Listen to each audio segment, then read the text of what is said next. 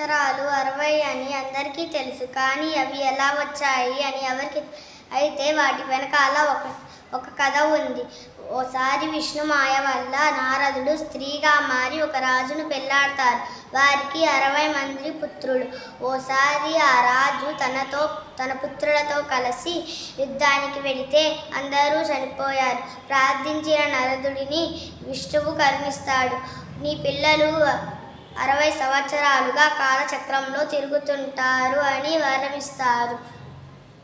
వరమిస్తాడు. అవే ఇప్పుడు మన తెలుగు సంవత్సరాలుగా ప్రస్తుతం వాడుకలో ఉన్నాయి.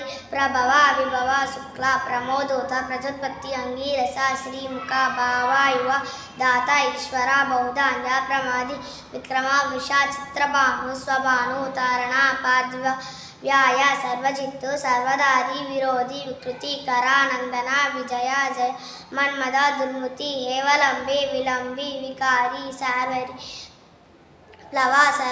ప్లవ, శుభకృతు, శోభకృతు, క్రోధి, విశ్వావసు, పరిధావి, ప్లవంగ, కీలక, సౌమ్య, సాధారణ, విరోధికృతు, పరిధావి, ప్రమాదీచ, ఆనంద, రాక్షస, నల, కాలయుక్తి, సిద్ధార్థి, రౌద్రి, దుర్ముతి, హేవలంబి, రుధిరోద్గారి,